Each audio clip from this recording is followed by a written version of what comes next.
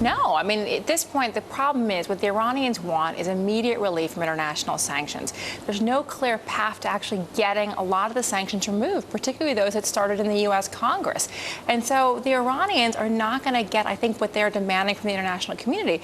They also want international recognition of the right to enrich uranium at lower levels. We're not prepared to give that to them at the moment. So I don't see how the Iranians are going to take a suboptimal deal. If we start a dialogue, though, is that enough to take a little bit of the pressure off? Here's the problem. If the dialogue had begun a year ago or 2 years ago, I think we would have had a path to an off-ramp. The problem is if you look where the Iranians are in terms of their nuclear program, they've made significant strides, particularly enriching at higher grade levels that are close to the weapons grade level. They're also transferring centrifuges into a heavily fortified site that the Israelis can't strike with their bunker-busting bombs.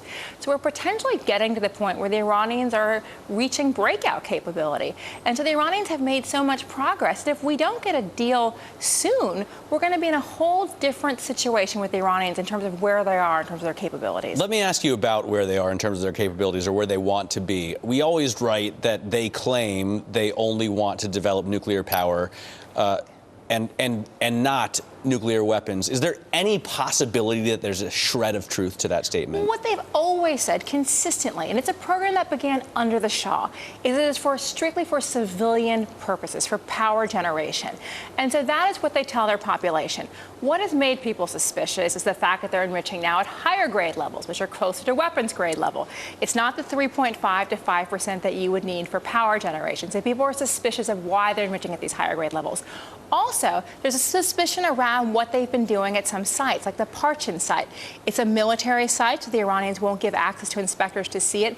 But that's where they're suspected of doing weapons-related work. So there's a lot of suspicion around the Iranian statements. We always write as well that the United States doesn't rule out military activity, especially at these sites. How likely is that, though? I don't think the Obama administration has any desire for a military strike on Iran. I mean, they were basically saying, we'll do it if they get weapons. They are still a significant amount of time away from having weapons. But the Israeli government has said, we do not want them to reach breakout capability. And that's a very important distinction, because if you take breakout capability as your red line, they could potentially breach that by spring of summer of this year.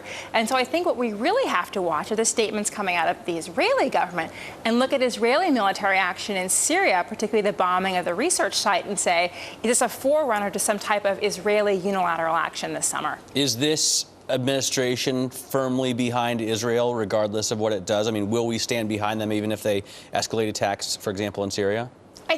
I think in terms of Syria, we're very much on the same page with the Israelis in terms of not wanting chemical weapons to fall into the hands of groups like Hezbollah.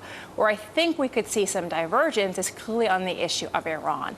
And the red lines just don't match up at this point. Netanyahu keeps saying no breakout.